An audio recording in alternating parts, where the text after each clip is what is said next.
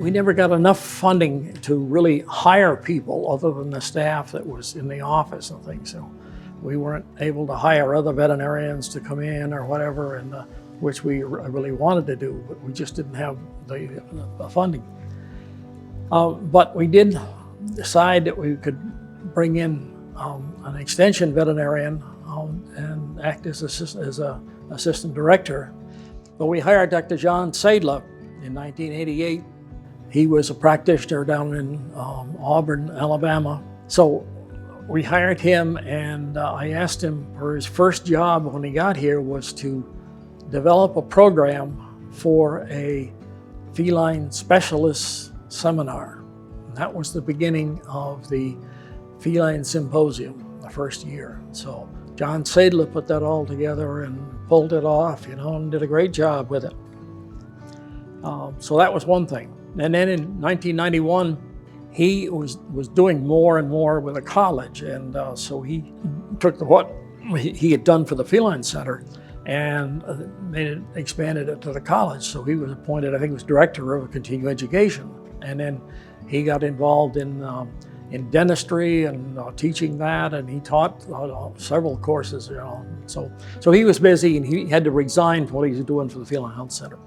So we brought in Jim Richards. He was a practitioner from Cleveland, Ohio, and he'd been one of the two finalists originally in 1988. And I wanted to get Jim. I mean, I loved just, as soon as you met him, I said, boy, he will be a gem of a person here, and just right. And make a long story short, he came, and what a job he did. He was assistant director until I retired at the end of 1996, and then he became director beyond then, and he was director for 10 years. He was just, I used to kid him, I says, you never saw a camera you didn't like. And he was a natural on the phone or in front of a camera, whatever.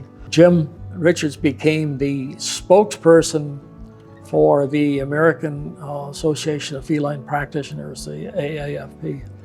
And he became president and for a year, and he put together guidelines, several guidelines that they were like vaccinations and treatments and everything, and he put those together, and he did a tremendous job for not only the Feline Health Center but for the AAFP.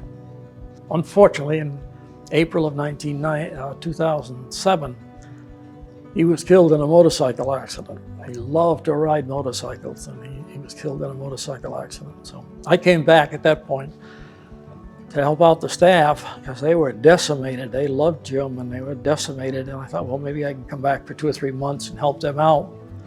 That turned into 2 years of interim director again, and it was about the time that I got through at the end of 2 years when it was the Feline Center was moved up here to the Baker Institute. So those were two key people.